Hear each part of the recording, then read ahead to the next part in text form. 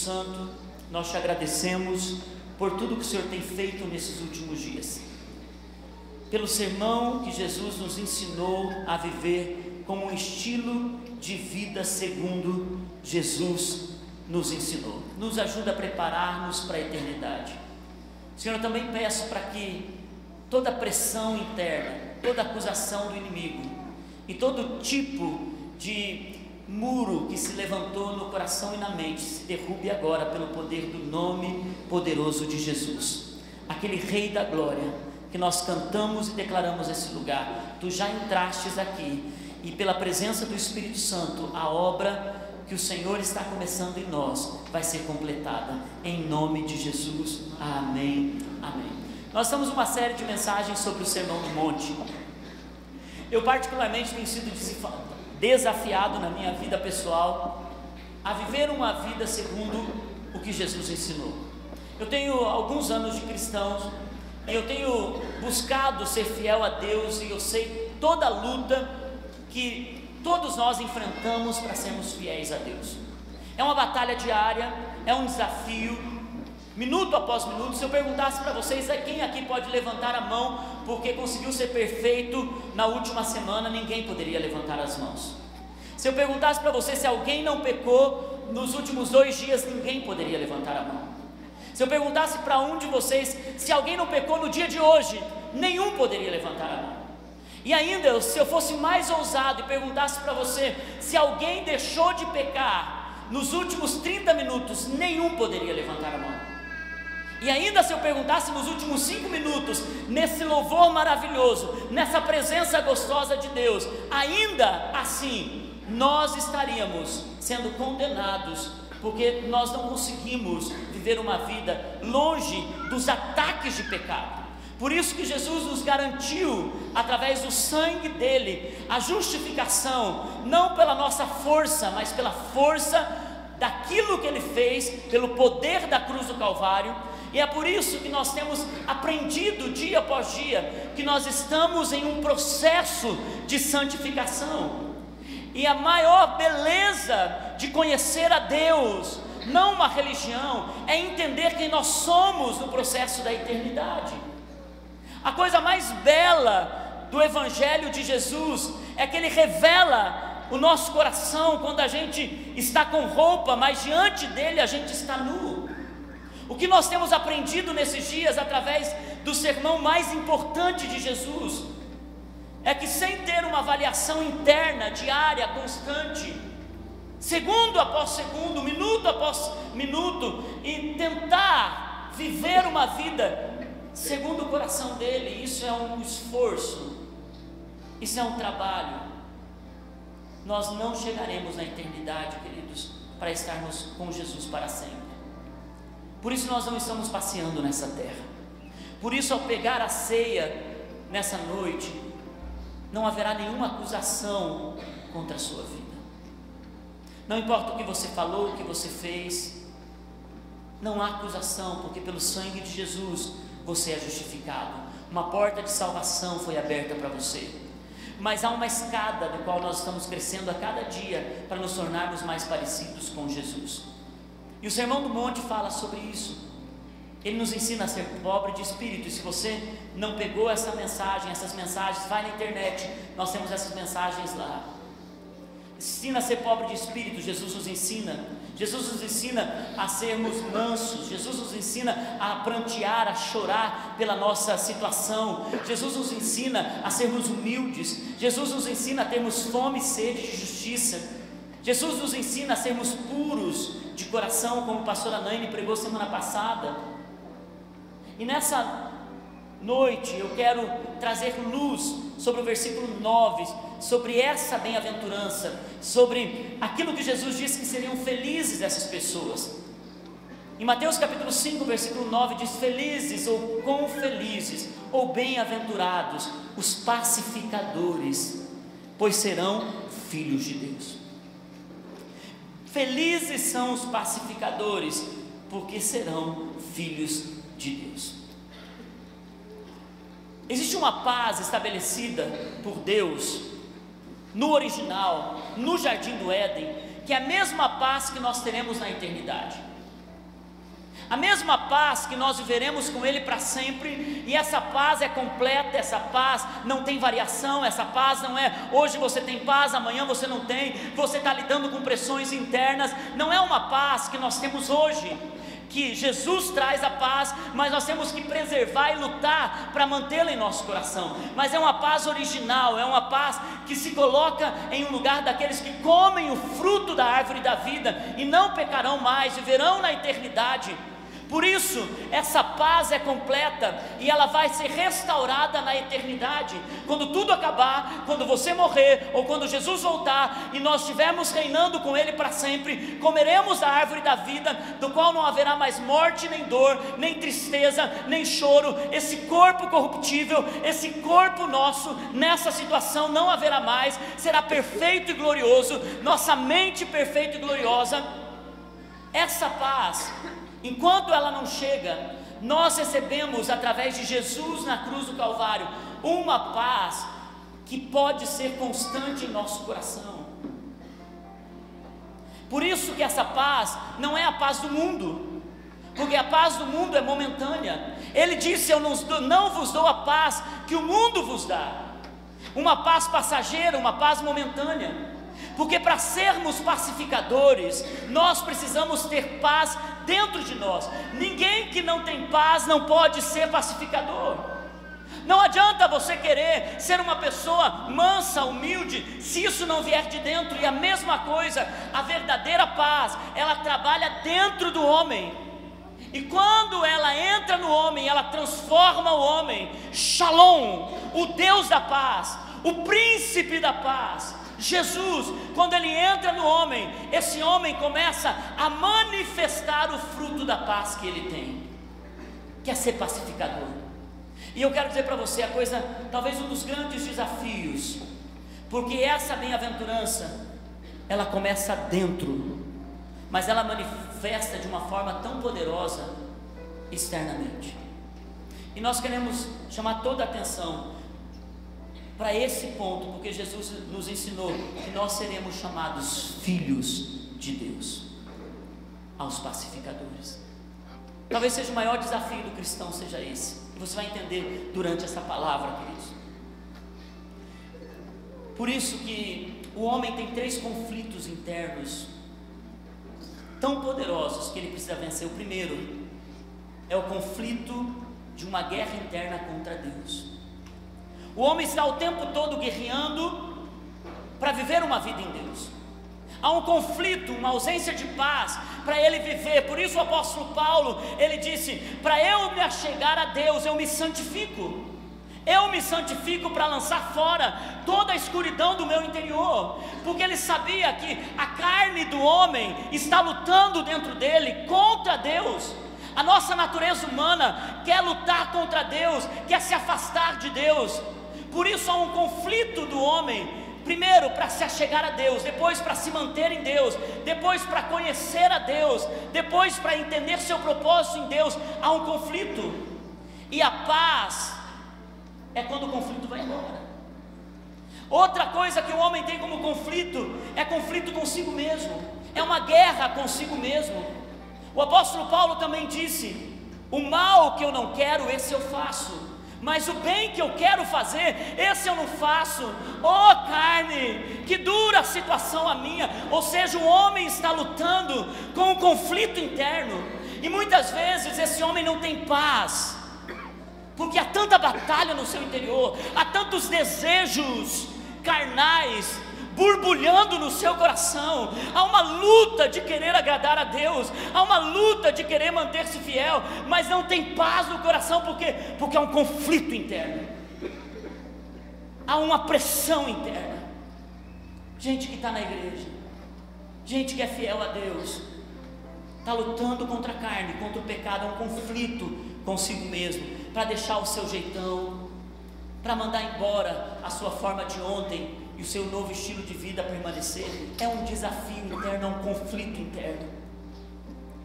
Mas o que nós queremos falar, porque nessas últimas semanas nós temos falado sobre como resolver o conflito para com Deus, ser pobre de espírito e prantear diante do Senhor, como resolver os conflitos consigo mesmo, ter fome e sede de justiça, ser manso, submeter a tua natureza a Deus e ser puro de coração. Nessa noite, eu quero falar sobre esse terceiro conflito que tira a paz, que é o conflito com o próximo. É a guerra com o próximo, é a batalha com quem está do teu lado, são as discussões que tiram a paz, são as tribulações que entram numa família, num casamento. Paz, quando ela foge dos relacionamentos, ela destrói famílias, ela destrói amizades. Quando uma pessoa não se torna um pacificador, porque ela não tem paz em si, e muitas pessoas confundem trégua com paz.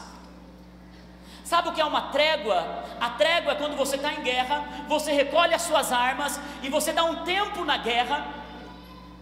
Enquanto todo mundo está achando que está em paz, na verdade é um tempo para recarregar as armas, colocar novas munições, e quando a coisa acontece, de repente as armas são tiradas, os ataques voltam, as palavras retornam com mais peso ainda. Por quê? Porque não era paz, era trégua. E muita gente nos relacionamentos estão vivendo trégua ao invés de paz. Muitas famílias estão vivendo trégua ao invés de paz. Muitos relacionamentos na igreja estão vivendo trégua ao invés de paz. Queridos, Deus, na sua supremacia, colocou você numa família para ser filho desses pais, pais desses filhos, para ter essas pessoas como irmão, como irmã. Você goste ou não, Deus escolheu essa família, esse sobrenome. Depois você cresceu, você escolheu as suas amizades, e aqueles que já casaram escolheram o seu casamento. Deus deu uma forcinha, mas você escolheu, você decidiu andar com aquela pessoa. E agora os filhos chegam, e agora você tem que lidar com esses relacionamentos, mas não apenas os filhos, agora agregou sogra, sogro, cunhado, cunhada, e agora às vezes vira um balaio de gato. É a gente brigando, né? E de repente não, está tudo em paz, mas daqui a pouco não era paz, era trégua. As armas voltaram. Por isso, quando o homem traz consigo a paz dentro dele, ele consegue resolver as coisas externas. Mas quando ele não traz a paz, ele traz só trégua, ao seu redor, vez ou outra, se manifesta caos novamente. Às vezes nós temos tantas raízes dentro da igreja que estão crescendo como ervas daninhas, por conta de fofoca, por conta de contenda. E nós vamos falar sobre esses assuntos hoje. Agora, queridos, é muito importante a gente entender. Jesus disse que nem Satanás briga no seu reino. Jesus disse que nem o reino de Satanás é dividido.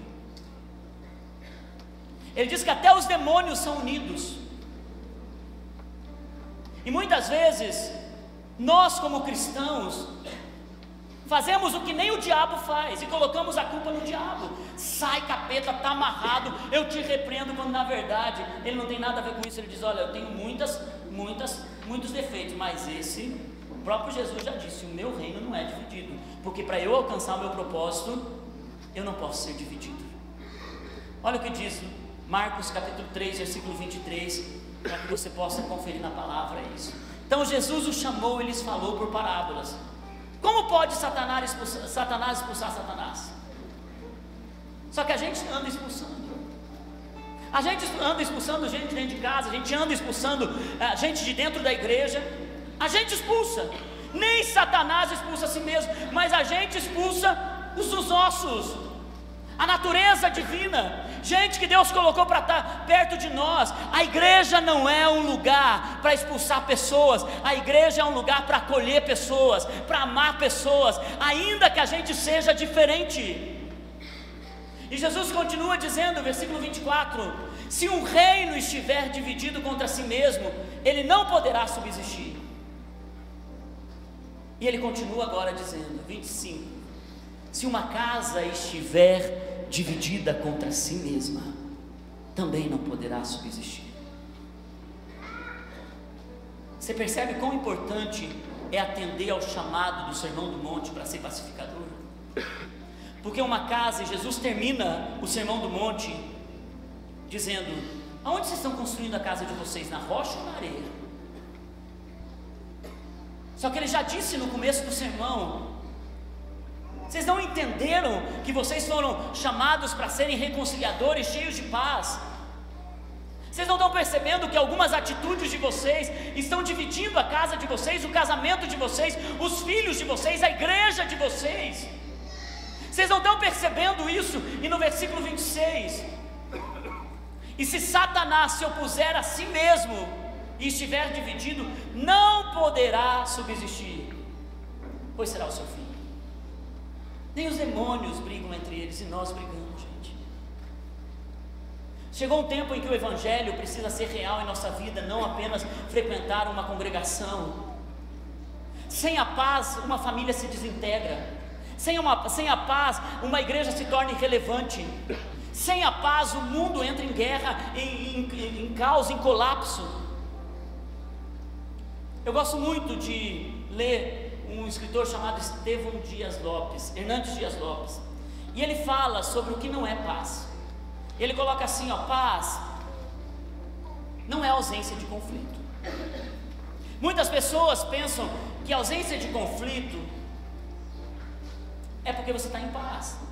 Jesus nunca fugiu de um conflito. Jesus, quando tinha um conflito, ele usava a forma certa. Ele não explodia, ele não jogava o passado, ele não acusava, ele não humilhava, ele não espizinhava, mas ele não fugia de um conflito.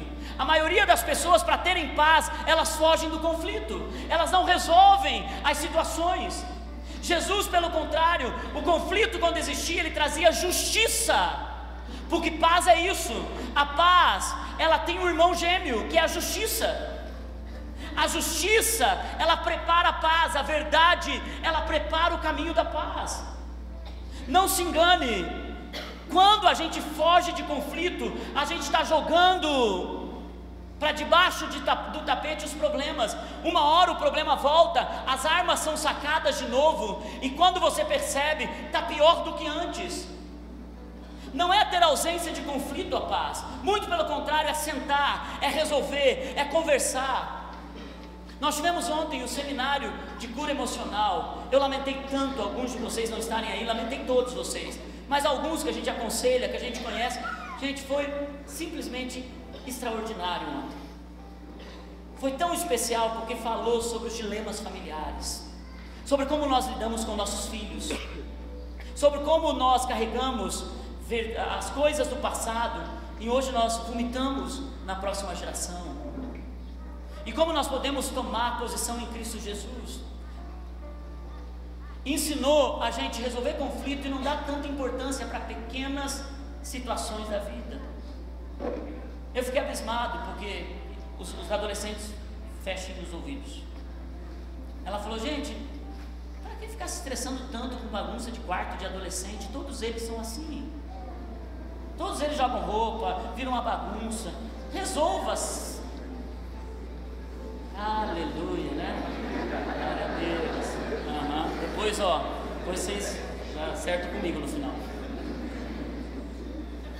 Mas na verdade é que a gente precisa colocar ordem, mas não precisa se estressar por isso.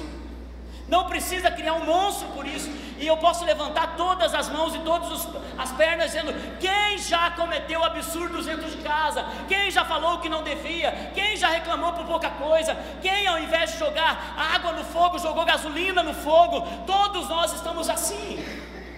E é por isso que saber como resolver conflito é essencial para a paz permanecer dentro de uma família. Mas também não é paz a qualquer preço, a engolir sapo, a não falar a verdade, a não expor uma situação que está te humilhando. A paz não é ignorar a ofensa, a paz é resolver a ofensa. Quem ignora a ofensa está tendo trégua. Quem resolve a ofensa está tendo paz. Ele também coloca que paz não é trégua. Porque nesse período da trégua, é impressionante como as pessoas, casal que acabou de brigar, mas se pegou 2 meses atrás, de repente: não, pastor, nós estamos num momento de céu na terra, beijinho, beijinho, e glória, glória. É assim que está lá em casa, pastor, mas está uma bênção. 20 dias depois parece o casal para atendimento. Não, porque eu não aguento mais. Daí a gente faz o que tem que fazer. Volta, porque são tréguas. Agora, quando a paz chega, há uma mudança, há uma transformação. A paz de Cristo, ela gera luz dentro do homem. A paz de Jesus, ela começa uma transformação tão poderosa interna, que a gente mata a carne, não é engolir sapo. A gente mata a carne, a gente renuncia pelo próximo, a gente abre mão do nosso direito por amor. É isso que faz com que eu e você tenhamos uma vida em Deus, porque nós não vivemos para nós mesmos, nós vivemos para Cristo. E quando nós nos casamos, além de vivermos para Cristo, nós renunciamos por amor ao próximo.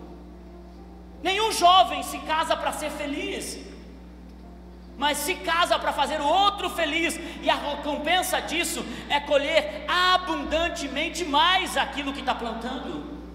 É a lei da semeadura e da colheita. Por isso, a paz é uma solução definitiva. Ainda que queira voltar à guerra, ainda que queira voltar ao passado, você pode dizer: tenho paz em Jesus. Eu tenho paz em Jesus. Paz também não é não confrontar. Tem gente que diz assim: não vou nem confrontar, não vou tirar satisfação, não vou fazer isso. Só que dentro de casa e dentro de uma comunidade que caminha junto, confronto é necessário.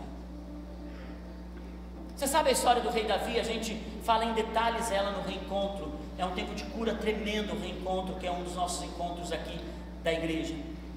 Mas essa história me marca muito, porque o rei Davi, ele não soube confrontar os seus filhos. Seus filhos estavam cheios de problemas entre si, e ele não soube confrontar. E o que aconteceu com o rei Davi é que, depois de uma tragédia familiar, um dos filhos dele, chamado Absalão, ele mata o seu meio-irmão por ter violentado a sua meia-irmã.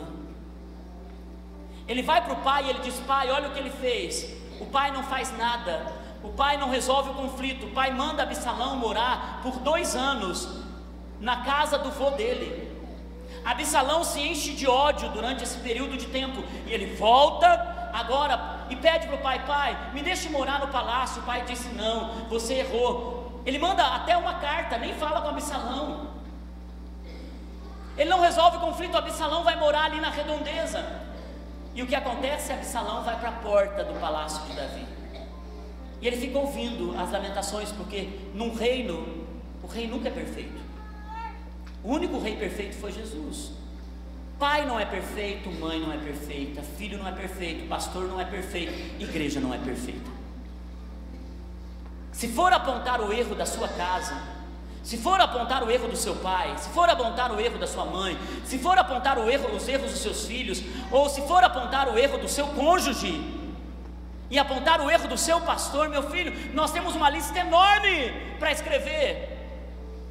Porque o ser humano, ele é rápido em acusar, rápido em observar os erros. E Absalão estava na porta, contaminando o coração dos outros. E Davi poderia ter chamado Absalão, ter dado um confronto no menino, chacoalhado aquele rapaz e ter dito: por que você está fazendo isso? Porque geralmente o confronto, ele causa mais conflito no momento que ele está sendo gerado. Lágrimas vêm, gritos vêm, noites em claros vêm, semana após semana, às vezes para resolver uma situação dentro da casa, na igreja, no trabalho.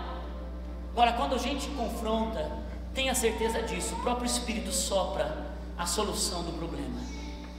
Agora, quando a gente joga para debaixo do tapete, a gente prefere não ver. Quando a gente não trata das situações, você está correndo o risco de receber o que Davi recebeu. Esse rapaz contaminou muitas pessoas de bom coração. Ele começou a mostrar só os erros do pai, e as pessoas começaram a ficar contra o pai, até que ele dá um golpe de estado. Davi tem que fugir, e Absalão tem relação sexual com todas as mulheres de Davi, no lugar mais alto do palácio. E o final desse rapaz é ser morto, pendurado no galho de uma árvore. Tudo isso porque alguém não soube resolver um conflito, uma guerra interna, não soube confrontar, porque manteve-se em tempos de trégua. E muitas vezes a gente precisa resolver as tréguas do nosso coração, os conflitos do nosso coração. Por isso, queridos, não adianta maquiar o problema, não adianta colocar para debaixo do tapete, porque uma hora isso explode. Por isso que o escritor aos Hebreus, no capítulo 12, versículo 14, ele diz assim: segui a paz com todos, esforcem-se para viver em paz com todos, e para serem santos, porque sem santidade ninguém verá a Deus. A única forma da paz crescer é você crescer em santidade, é você ter a palavra de Deus no seu coração, é você buscar em oração, é você ter uma vida de jejum. A paz ela vai crescendo pela santidade, não é por esforço próprio, não é porque contar até 10, vou contar até 10, 1, 2, 3, pronto, acalmou, não é isso. Porque quanto mais santo você se torna, santidade é ser parecido com Deus. Então quanto mais perto de Deus você vai chegando, mais a escuridão vai sendo jogada fora, e a paz de Deus enche o teu coração. Por isso nós temos ensinado você percebeu o quanto você é melhor hoje do que você já foi ontem? Já percebeu o quanto você fala menos coisas terríveis para os outros do que você falava antes? Como você se tornou muito mais amável do que você era antes? Pastor, eu ainda estou vivendo umas lutas, eu sei que uma hora eu faço o que eu não quero, mas depois eu me arrependo. Mas você está crescendo. Mas se você se afasta de Deus, por isso que a ceia ela acolhe você. A ceia, quando ela diz examine-se, ela não está dizendo: ô gente, você não é perfeito para isso não. Ela está dizendo: ei, lembra o que Jesus fez quando ele estava sentado, ele dando a ceia? Ele poderia ter recusado a ceia para Judas, mas ele não fez. Ele sabia que Judas ia traí-lo, e ele não recusou a ceia para Judas. Quanto mais a você, que está com o coração sincero diante de Deus, para crescer, avançar e romper. Por isso, queridos, a palavra de Deus fala que a coisa que mais Deus odeia, que lança fora a paz, é a contenda. Diga comigo, contenda. Porque a contenda dentro dos relacionamentos, ela é uma semente que contamina pessoa após pessoa. Olha o que diz em Levítico 19:16: não espalhem calúnias no meio do seu povo, não se levantem contra a vida do seu próximo, eu sou o Senhor. Quando nós cuidamos dos relacionamentos familiares, nós vamos entender que nós também fomos colocados em uma comunidade. Deus nos chamou para estarmos em uma igreja, porque a igreja é o exemplo do céu aqui na terra, é a noiva de Cristo aqui na terra. E é por isso que Deus insiste tanto para que no meio dos nossos relacionamentos nós não usemos de fofoca, não usemos de espalhar calúnias e nem levantar-se contra a vida do próximo. É por isso que ele diz em Provérbios 6,19 coisas que ele odeia. E uma das coisas que Deus odeia é a testemunha falsa, que espalha mentiras, e aquele que provoca a discórdia entre os irmãos. Nem o reino de Satanás é dividido. E sabe o que acontece dentro de uma comunidade? Pessoas vão embora porque falam mal dela. Fofoca se levanta dentro da igreja, discórdia se levanta dentro da igreja. Eu cresci numa igreja, aos 12 anos eu me converti. A avó da Naine, pastora Irene, foi minha pastora. Fala nisso, Naine não está aqui hoje porque ela foi visitar uma outra avó dela, mãe da mãe dela, lá no Rio Grande do Sul, está com câncer, e ela foi visitar a avózinha dela. Mas eu cresci com essa outra avó que tem uma igreja aqui, perto do Bombeiro. Como eu cresci com a avó, acabei casando com a neta. Ela foi minha pastora.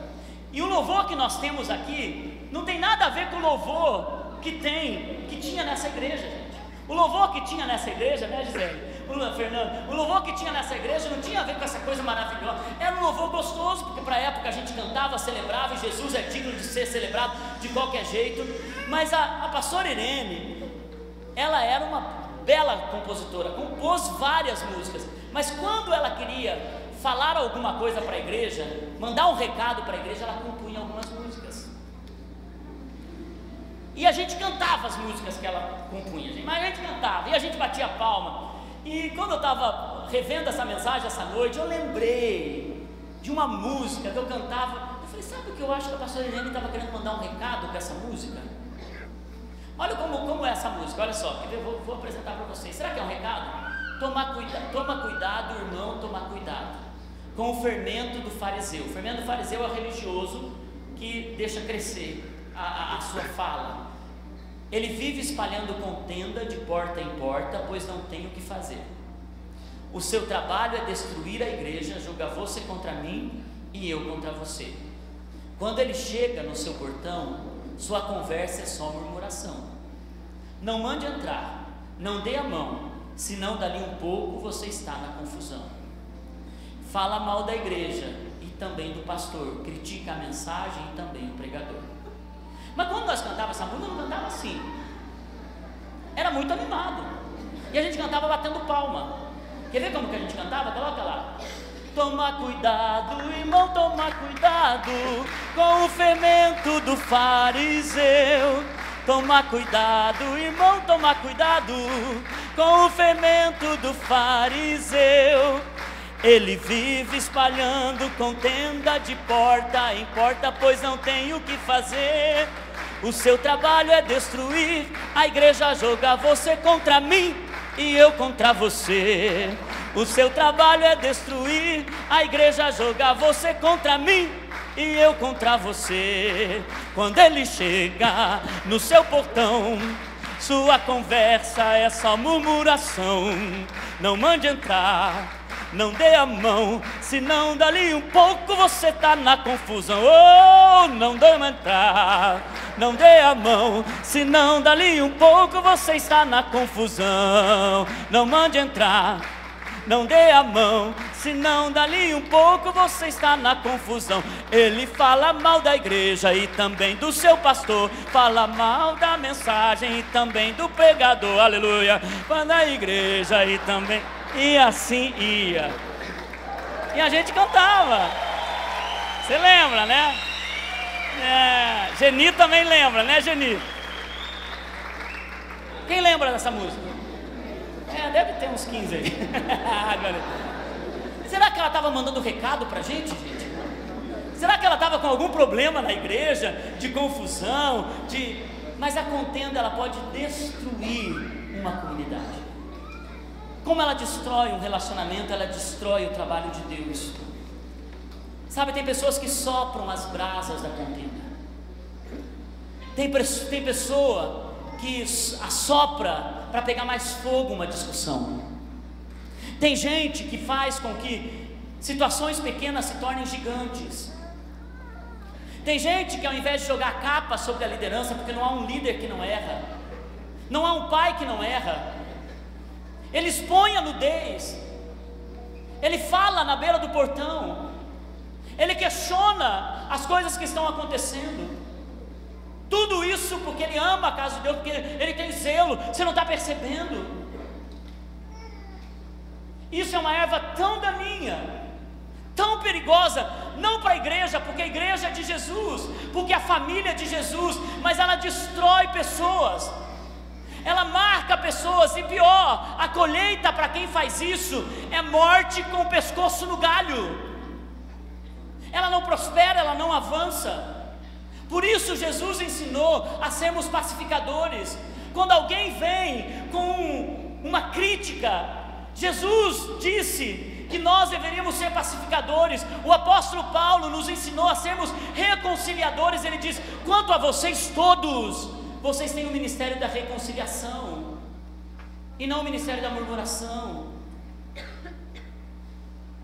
Sabe, queridos, o cuidado que nós vamos ter para sermos parecidos com Jesus preserva uma comunidade, mantém acesa a chama do Evangelho, guarda o coração. Por isso, quando um pacificador se levanta, ele acaba não sendo correio das cartas do diabo. Quando um pacificador se levanta, ele destrói um comentário maldoso na hora. Ele não deixa fofoca permanecer, ele não deixa situações de críticas avançarem, as muralhas são quebradas e Deus é glorificado. Imagina se eu, como pastor, fosse pegar a opinião de cada um de vocês para dirigir a igreja. Um gosta de som alto, outro gosta de som baixo. Um gosta de pintar de preto as paredes, outro gosta de pintar de branco. Um gosta de música clássica, outro gosta de rock. Um gosta que a gente vista mais em ministério, outro gosta que a gente vista mais em célula. Um gosta mais da casa de oração, outro gosta mais de folgação. Por isso que a igreja não é uma democracia, a igreja é uma teocracia. É Deus que dirige a igreja. É Deus que lidera na igreja. E a gente precisa honrar o que Deus está fazendo em cada lugar. Para ser pacificador, eu preciso lançar fora a manipulação. Manipulação dentro de casa. Manipulação entre os relacionamentos. Eu espero que vocês voltem semana que vem. Interrompa o fluxo da contenda. Seja um pacificador, ao ponto de dizer: você está falando mal disso, vem cá, vamos lá falar para essa pessoa isso que você está falando, porque é assim que a gente faz com que ela mude. Vem aqui, vamos lá agora. Ô João, vem cá, Maria está falando de você. Fala, Maria, o que você está falando do João aqui para mim? Gente, você acha que a Maria vai continuar fazendo isso? Por isso que o Senhor nos ensina a quebrarmos o fluxo da contenda, a levantar a bandeira e dizer: chega. Por isso que precisamos ter gente espirituais caminhando em uma vida de espiritualidade. Nós levamos a paz. Jesus disse: quando vocês entrarem numa casa, digam: paz seja com essa casa. Nós vamos entrar em agosto nas casas de paz. Por isso que nós recebemos a paz de Jesus, nós levamos a paz de Jesus. A palavra de Deus também diz que os nossos pés anunciam as boas novas, a mensagem da paz. Por isso, tomem o escudo da fé, tomem a couraça da justiça, se revistam de tudo que é santo, essa santidade, porque o príncipe da paz esmagará Satanás, porque o mesmo Deus que é profundamente paz, ele guerreia as suas guerras, ele guerreia as suas batalhas. É honroso ao homem por fim a contenda, diz Provérbios. Honroso, não vergonhoso. Tem muitas pessoas que precisam ter vergonha de apresentar-se diante de Deus com seus comentários. Desafio você, a próxima semana, guardar os seus lábios da sua boca. Toda crítica para o seu marido, toda crítica para a sua esposa, toda crítica para os seus filhos, toda crítica para os seus pais, toda crítica contra os seus amigos. Não falar mais e dizer: eu vou dar uma semana só para elogiar. Se eu estou vendo que a pessoa está difícil, está uma bênção. Se eu estou vendo que a pessoa é uma grossa, nós começa uma simpatia essa pessoa. Não é falar mentira, mas é trazer o que não existe à existência. É trazer fé para o coração. Sabe, queridos, às vezes um problema pequeno, facilmente removível do coração, ele pode se tornar uma grande guerra dentro dos relacionamentos. Sabe o que é um pequeno problema? Facilmente removível pode se tornar uma guerra. Quantos de vocês, depois de terem falado gatos e lagartos, eu não sei qual a expressão que usar, tem uma melhor que essa, mas quantos de vocês, depois de ter falado o que não devia, pergunta: por que nós entramos nessa discussão mesmo? E você vai ver por uma coisa tão insignificante. Tão insignificante. Às vezes nós nos tornamos carrascos de nós mesmos, e o conflito é tão interno que você não consegue romper para Deus avançar na tua vida. Olha o que diz a palavra de Deus: ó, quão bom e quão suave é que os irmãos vivam em união. Olha para a pessoa que está do seu lado e diga: nós temos paz.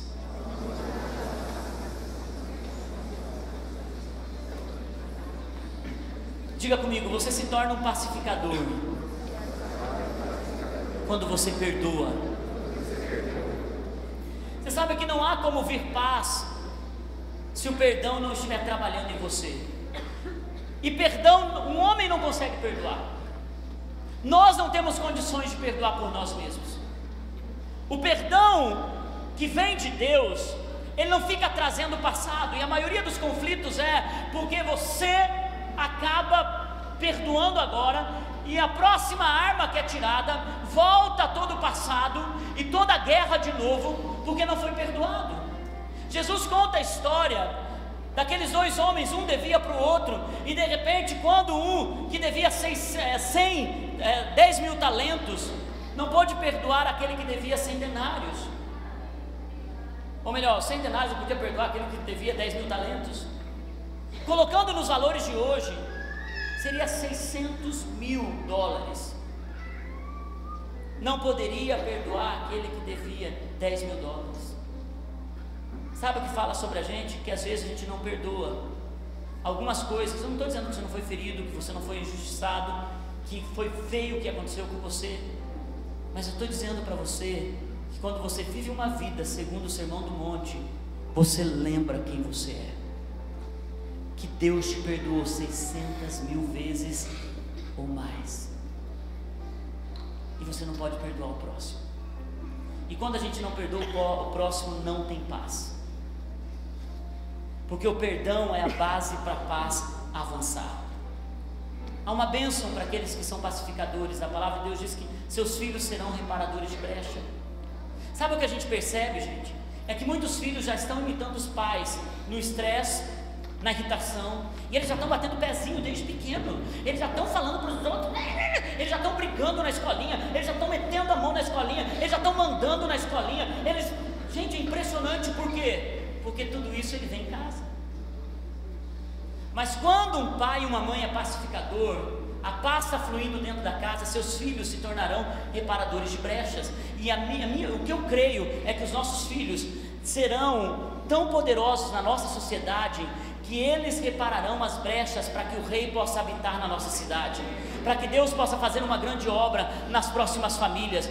Eu olho para cada criança, por isso nós damos tanto valor para os bebês que nascem, que nós fazemos uma apresentação especial antes, nós trazemos para o culto. Vem aqui rapidinho, pai, subam rápido aqui no altar, nós queremos apresentar esse bebê para Jesus. Ele desce e amém. Hoje nós temos um culto para apresentar as crianças.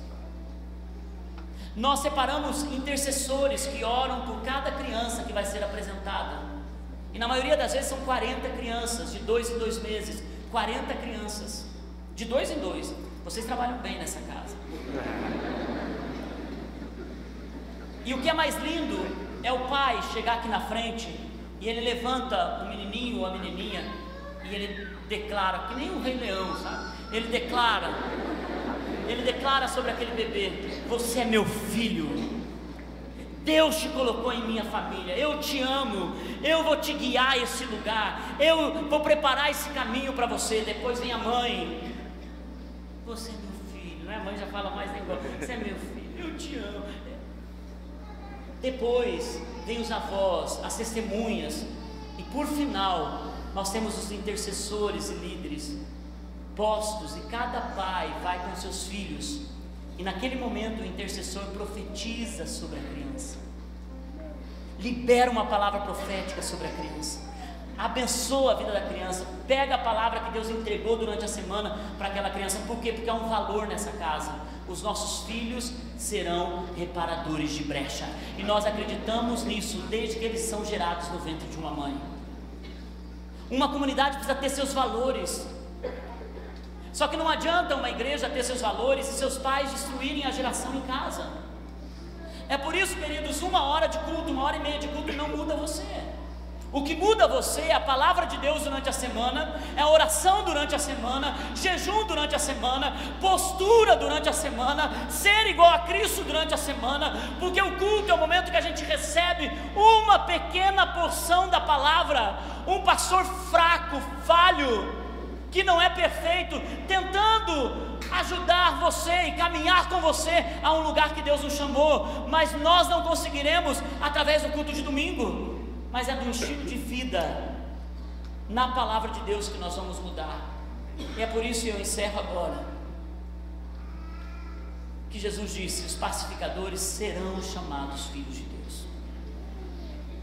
Se eu perguntar para você ou para qualquer pai aqui, quantos são pais aqui? Levante sua mão. Se eu perguntar para você, o que tem mais valor na tua vida, você não vai me dizer que é teu carro, você não vai me dizer que é a tua casa. Se eu perguntar para você o que tem mais valor na sua vida, e filhos, não se enganem, seus pais podem errar muito com você, mas você é o que tem de maior valor na vida dos seus pais. O que tem de maior valor, tá, Murilo? Estou vendo você.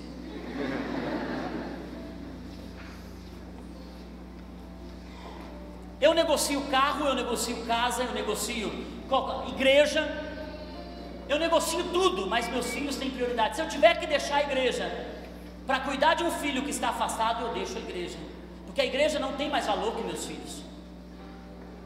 Nada que eu estou construindo no meu ministério tem mais valor que meus filhos. E é por isso que eu também não gosto quando alguém olha para os meus filhos e diz assim: moleque, você precisa ser perfeito, que você é filho de pastor.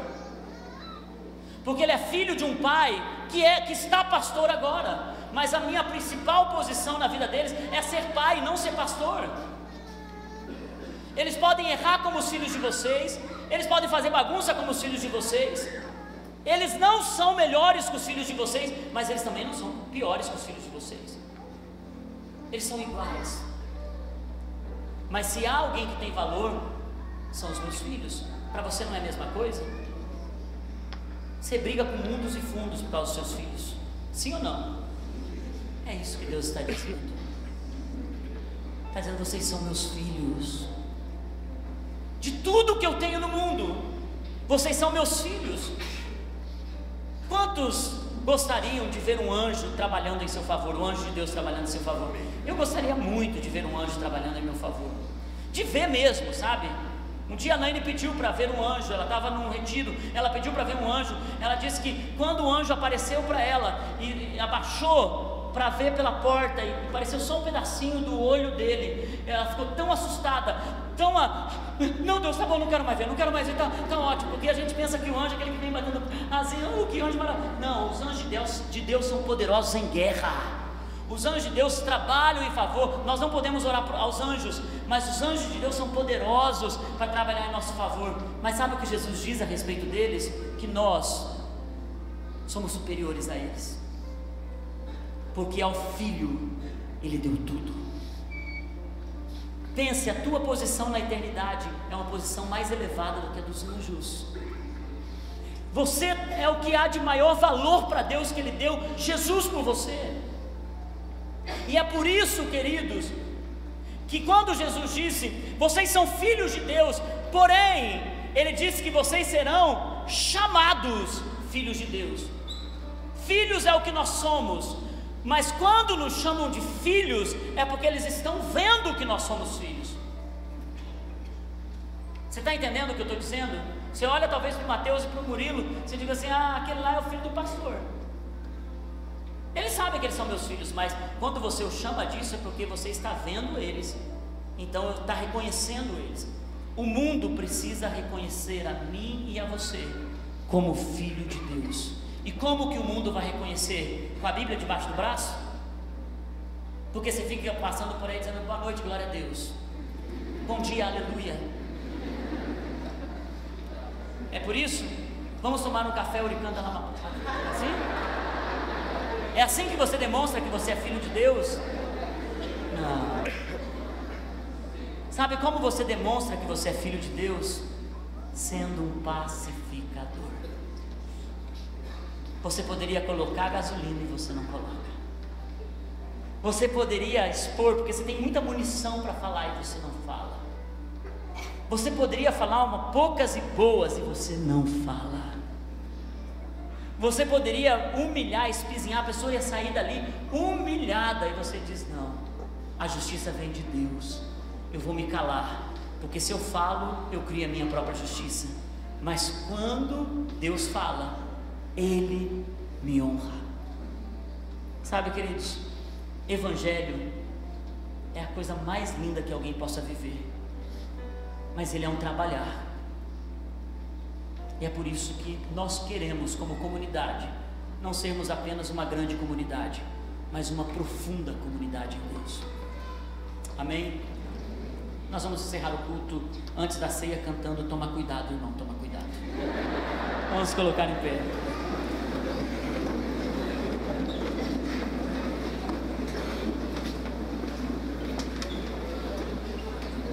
Olha para a pessoa que está do seu lado e diga assim: nós estamos crescendo.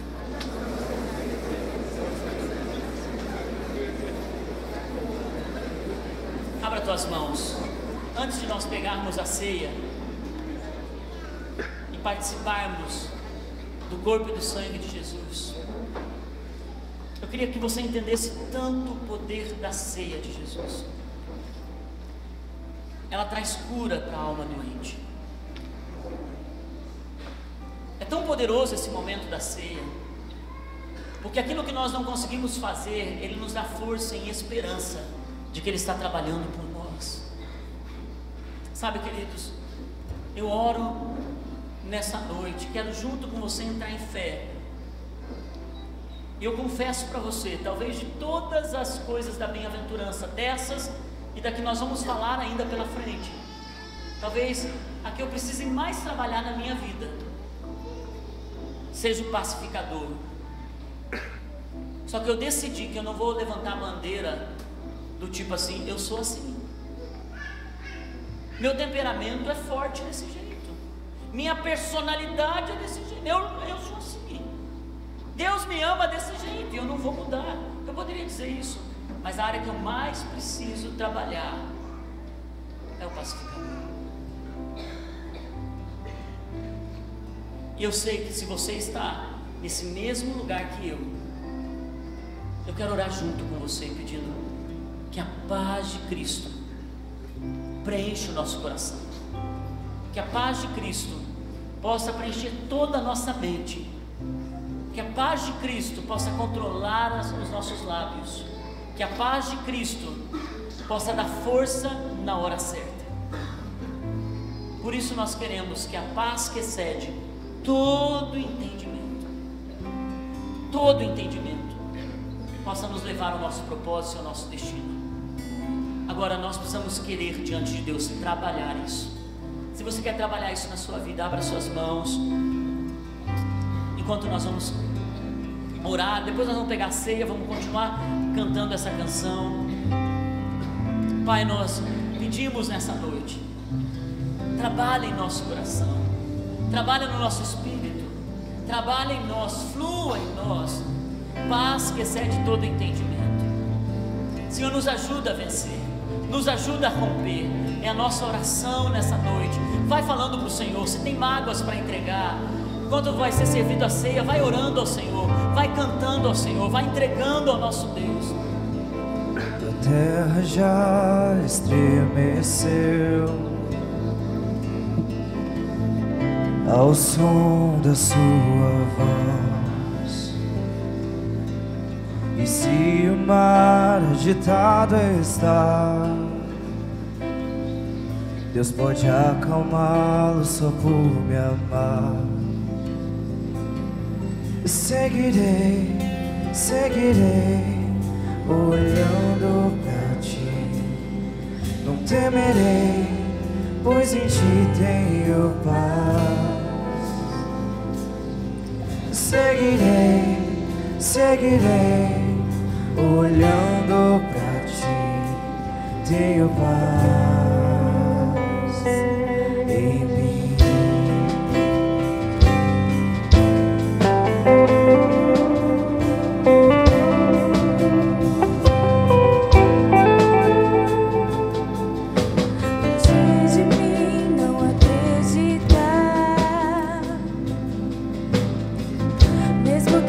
possa enxergar.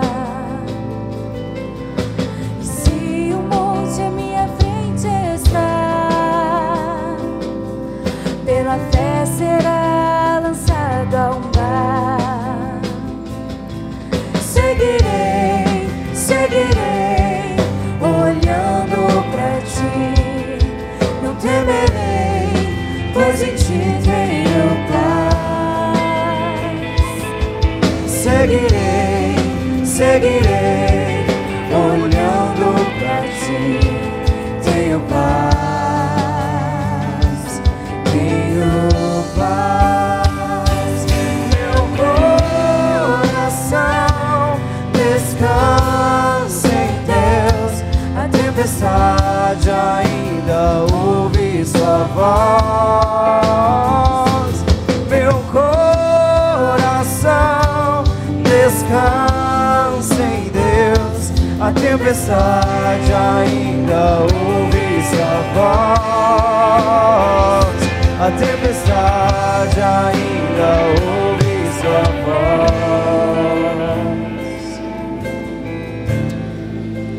Tenho paz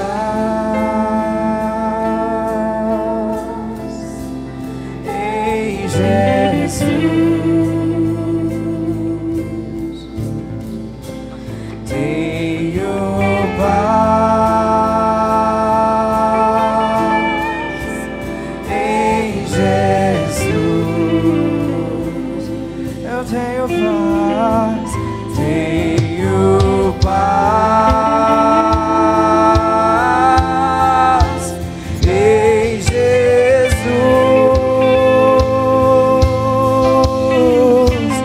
Tenho paz, tenho paz em Jesus.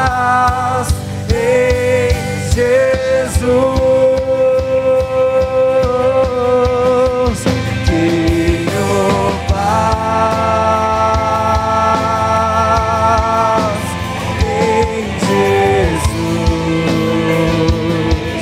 Oh, tenho paz em Jesus. Somente em ti eu tenho paz em Jesus. Tenho paz em Jesus. Tenho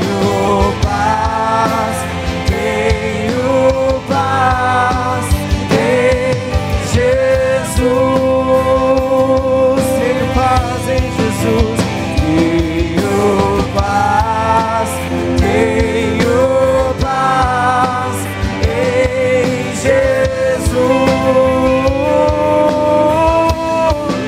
Eu tenho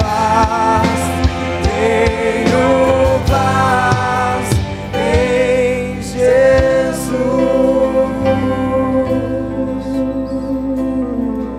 Senhor, nós seguiremos até o fim. Nós seguiremos, Senhor, após sua voz. E nós sabemos que Tu és o único que pode acalmar a tempestade dentro de nós. Tu és o único que pode fazer com que as ondas que estão batendo violentamente contra a nossa vida, gerando um turbilhão de palavras, de pensamentos e até de descontrole, nós oramos, Senhor, para que a Tua voz acalme a tempestade. É por isso, Senhor, que a ceia, representando o corpo e o sangue de Jesus, ela traz vida ao nosso homem interior. Nos comprometemos através da nova aliança de Jesus a crescermos em Ti, avançarmos em Ti. Nos ajuda, Senhor. Antes de você participar da ceia, se há alguma aliança quebrada, se há algum relacionamento quebrado, se há mágoas que você tem trazido no seu coração, se você não tem conseguido perdoar alguém, antes de participar da ceia, decida no seu coração perdoar essa pessoa. você não vai fazer isso agora, nem convém você ir até alguém hoje, depois do culto. Assenta no teu coração através da palavra, da oração essa semana. Não deixe o inimigo roubar a palavra, a semente que caiu na sua vida. Mas ao participar da ceia, você está dizendo: toda barreira vai cair. E eu decido, Senhor, a partir de hoje, ser um pacificador. Nem que eu tenha que engolir no meio da conversa, mudar no meio da conversa, porque isso vai demonstrar quem eu sou em Cristo Jesus e o novo estilo de vida que eu decido ter. Se você tem algo contra alguém para participar da aliança de Jesus, da nova aliança de Jesus, você não pode ter aliança quebrada dentro do teu coração. Pastor, eu não consigo, está difícil. Entrega para Ele. Diga para Ele hoje, diga: Jesus, eu não consigo, porque o perdão não pode ser humano, o perdão tem que ser divino. Entrega para Ele nessa noite. Dá para Ele tudo o que você pode. Dá a tua vida para Ele, renuncia às suas vontades. Pai, nós oramos nessa noite pela obra redentora de Jesus na cruz do Calvário, que nos transforma, que nos muda, que nos faz diferentes do mundo. Eu oro para que a ceia do Senhor hoje seja a restauração do homem interior, para ser trabalhado e chegar à imagem e semelhança de Cristo. Tira o véu do nosso rosto, tira o véu, Senhor, tira o véu do nosso coração. Trabalha, Senhor, lava a nossa alma, lava o nosso interior. Sim, Senhor, nos perdoa. Sim, Senhor, nos perdoa. E nós nos sentimos perdoados, é por isso que perdoamos aqueles que estão ao nosso redor. Obrigado pelo seu perdão, Senhor. Comamos todos juntos.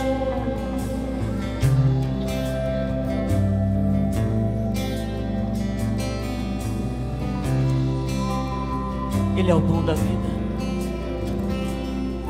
Ele é o alimento na hora da fraqueza. Ele é o que sustenta a sua alma. Se você está fraco espiritualmente, coma de Jesus.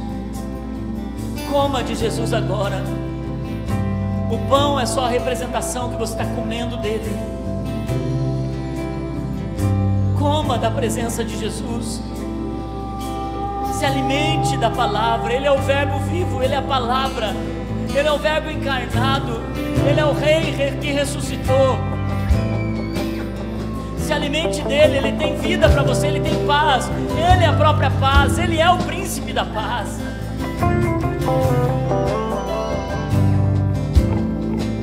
Bebamos todos juntos do sangue da aliança.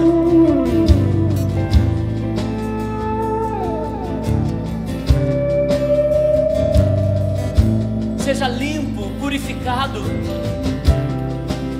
Deixa o sangue de Jesus entrar no teu coração, lavar a sua alma. Clame por santificação. Clame por santificação, uma nova mente, uma nova postura nos lábios. Clame por um espírito de reconciliação. Clame nessa noite, diga: me ajuda, Senhor, me ajuda, meu Deus.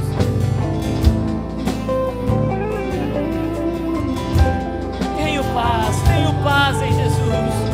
Tenho paz, nós seguiremos, nós vamos até o fim. Seguirei, olhando pra ti. Não temerei, pois em ti tenho paz. Você pode cantar isso. Tenho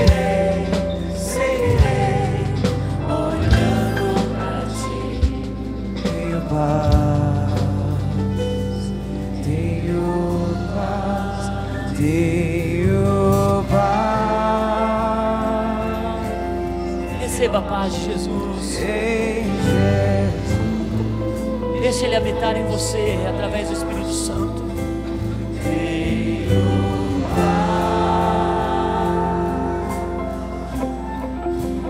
Em Jesus. Tenho paz. Tenho